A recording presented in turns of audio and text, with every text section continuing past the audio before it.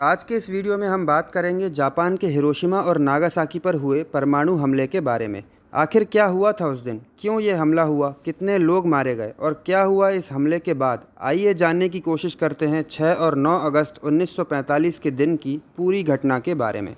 दोस्तों, बात है 1941 की, जब सेकेंड वर्ल्ड वॉर अपनी पीक पर था। दुनिया के लगभग सभी देश एक दूसरे को नष्ट करना चाह रहे थे, लेकिन जहां दुनिया के सभी देशों में खून खराबा चल रहा था, वहीं अमेरिका इस वॉर में शामिल नहीं था। ये एक न्यूट्रल स्टेट था और वर्ल्ड वॉर से खुद को अलग किए हुए था। और इसी बीच एक तारीख आती है दोस्तों, 7 दिसंबर 1941। समय था सुबह के लगभग 7:30 बजे। अमेरिका में सारा कामकाज रोज़ की तरह ही चल रहा था कि अचानक 7:45 पर पर्ल हार्बर नाम के एक नेवल बेस पर हमला हुआ। जापान के लगभग 100 से ज़्यादा फाइटर जेट्स, इन्होंने बमों की बारिश कर दी और ये फाइटर जेट्स लगभग 2 घंटे तक पर्ल हार्बर नेवल बेस पर बम गिराते रहे। ये हमला इतना बड़ा था दोस्तों कि जब तक ये हमला ख़त्म हुआ तब तक पूरा नेवल बेस और वहाँ का फ्यूल स्टॉक, यानी नौसेना के लिए ज़रूरी ईंधन का सारा स्टॉक नष्ट हो चुका था। लगभग 10 से ज़्यादा अमेरिकन वॉरशिप्स और 20 से ज़्यादा नेवल शिप्स पानी में डूब गईं। 2 से 3 हज़ार सोल्जर्स को अपनी जान गंवानी पड़ी और मिलियंस ऑफ डॉलर्स का नुकसान अमेरिका को उठाना पड़ा। उस वक्त के American president Franklin D Roosevelt ने इस दिन को एक ब्लैक डे घोषित किया। और जापान से जब इस बारे में पूछा गया तो उनका जवाब था कि हमें अमेरिका की ग्रोथ को रोकना था, इसलिए हमने ये हमला किया। और यहीं से अमेरिका की ऑफिशियल एंट्री हुई सेकेंड वर्ल्ड वॉर में, और साथ ही प्लानिंग हुई दुनिया के सबसे पहले न्यूक्लियर अटैक की भी। समय बीतता है और तारीख बदलती है। लगभग 4 साल बाद दिन था 6 अगस्त 1945। समय सुबह के लगभग 8 बजे के आसपास जापान के हिरोशिमा शहर में लोगों ने आसमान में कुछ अमेरिकन एयरफोर्स के फाइटर जेट्स उड़ते देखे। और ठीक 15 मिनट बाद एक बड़ा सा ऑब्जेक्ट प्लेन से नीचे गिरता है और एक ज़ोरदार धमाका होता है।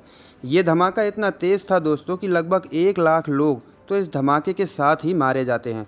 और लगभग 5 से 10 सेकंड बाद आसमान में एक मशरूम जैसी आकृति बनती है, जिसे हिरोशिमा शहर से 40 किलोमीटर दूर से भी लोगों ने देखा। आप अंदाज़ा लगाइए दोस्तों, 40 किलोमीटर दूर से भी ये आग का गोला ऐसा दिखाई दे रहा था जैसे आपके पास ही किसी ने बहुत तेज़ आग लगाई हो। ये था दुनिया का पहला न्यूक्लियर अटैक। दोस्तों, जिस न्यूक्लियर वेपन का इस्तेमाल हिरोशिमा में किया गया था उसका नाम था लिटिल बॉय, जिसका वज़न था लगभग 4000 किलो और लंबाई थी अराउंड 10 फीट। साथ ही लगभग 65 से 70 किलो यूरेनियम का इस्तेमाल किया गया था इस वेपन को बनाने में। इसीलिए जैसे ही ज़मीन पर यह गिरा तो वहाँ का टेम्परेचर इंक्रीज़ हुआ और लगभग 3 लाख डिग्री सेल्सियस तक पहुँच गया। आप सोच कर देखिए कि जब गर्मी के मौसम में हमारे यहाँ गर्मी तेज़ पड़ती है तो टेम्परेचर ज़्यादा से ज़्यादा 40 से 45 डिग्री सेल्सियस तक होता है, पर उस दिन हिरोशिमा शहर का तापमान 3 लाख डिग्री सेल्सियस से भी ज़्यादा था। पर यह तो अभी सिर्फ शुरुआत थी दोस्तों। हमले के बाद लगभग 1000 किलोमीटर प्रति घंटे की रफ्तार से आंधी चली।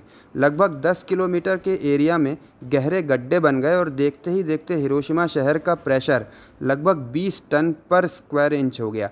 इतना प्रेशर किसी भी बड़ी बिल्डिंग को हवा में उड़ाने के लिए काफ़ी था। जापान की गवर्नमेंट और जनता दोनों ही काफ़ी परेशान थे, क्योंकि कुछ ही समय में हिरोशिमा शहर एक राख का ढेर बन चुका था। आसपास लगभग 30 किलोमीटर तक भयंकर एसिड रेन हो रही थी। टेम्परेचर अभी भी बहुत ज़्यादा था और आंधियाँ अब भी बहुत तेज़ चल रही थीं, जिसकी वजह से और भी लोग मरते जा रहे थे। तभी ठीक 3 दिन बाद यानी 9 अगस्त 1945 को नागासाकी शहर में एक और न्यूक्लियर अटैक होता है। इस बार ये वेपन हिरोशिमा में गिराए गए वेपन से भी बड़ा होता है, जिसका नाम था फैट मैन।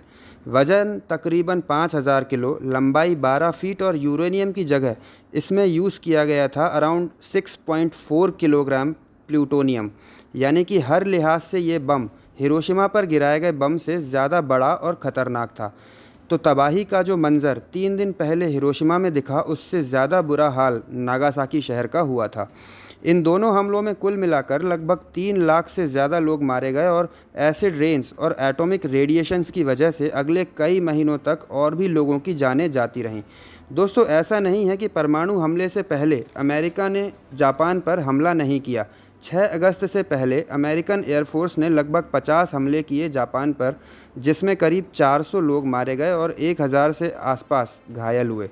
नागासाकी पर हमले के ठीक 6 दिन बाद यानी 15 अगस्त 1945 को जापान के राजा हिरोहितो ने अमेरिका के सामने सरेंडर कर दिया। इस सरेंडर की घोषणा रेडियो पर की गई थी और ज़्यादातर जापानियों ने पहली बार अपने राजा की आवाज़ सुनी थी। दोस्तों, ऐसा कहा जाता है कि जापान यदि सरेंडर नहीं करता तो 19 अगस्त को एक और फैटमैन नाम का न्यूक्लियर वेपन, जी हाँ वही वेपन जो नागासाकी पर गिराया गया था, 19 अगस्त को जापान के किसी तीसरे शहर में गिराया जाने वाला था। दोस्तों, इस सरेंडर के बाद अमेरिकन गवर्नमेंट ने जापान पर कई तरह के बैन लगा दिए थे, जिनमें से एक बैन ये भी था कि अब जापान कभी भी अपनी डिफेंस फोर्सेस नहीं रख सकता। जी हाँ, आज भी जापान की कोई आर्मी, नेवी या एयरफोर्स नहीं है। जापान की सुरक्षा 1947 से आज तक अमेरिकन फोर्सेस ही कर रही हैं। हिरोशिमा और नागासाकी आज पूरी तरह से रेडियो एक्टिव फ्री जोन बन चुके हैं और लोग मज़े से वहाँ ज़िंदगी गुजार रहे हैं। दोस्तों, शिकेगी तनाका एक ऐसे व्यक्ति हैं जिन्होंने हिरोशिमा हमले को 20 मील दूर से देखा था। तब इनकी उम्र सिर्फ 13 साल की थी। हिरोशिमा हमले से बचा हुआ ये व्यक्ति 1951 में अमेरिका के बोस्टन शहर गया और वहाँ अमेरिकन मैराथन भी जीती। दोस्तों, एक और व्यक्ति थे सुतोमो यागामुच्ची, जो दोनों हमलों में मौजूद थे। दरअसल जब हिरोशिमा पर बम गिरा तब वो यहीं थे। फिर हमले के बाद अपने गांव नागासाकी चले गए। फिर यहाँ भी बम गिरा दिया गया, पर इनकी किस्मत इतनी अच्छी थी कि वहाँ भी वो बच गए। आज से 13 साल पहले 2010 में इनकी मृत्यु हुई है। दोस्तों, आज जापान एक काफ़ी डेवलप्ड कंट्री है। उसकी इकोनॉमी, टेक्नोलॉजी और इलेक्ट्रॉनिक प्रोडक्ट्स की मैन्युफैक्चरिंग दुनिया के किसी भी देश से बेहतर है। पर पर्सनली मुझे जो बुरा लगता है वो ये है कि अमेरिका ने आज तक जापान से इस हमले की माफ़ी नहीं मांगी है। बराक ओबामा पहले ऐसे अमेरिकन प्रेसिडेंट थे जो हमले के 71 साल बाद हिरोशिमा गए थे। 1964 में जापान ने बम हमलों से पीड़ित व्यक्तियों के सम्मान में एक ज्योति जलाई थी, जो आज तक जल रही है। ये उस दिन बुझाई जाएगी जब दुनिया के सारे परमाणु बम समाप्त हो जाएंगे। दोस्तों, आज भी 6 अगस्त को पूरी दुनिया हिरोशिमा दिवस के नाम से जानती है।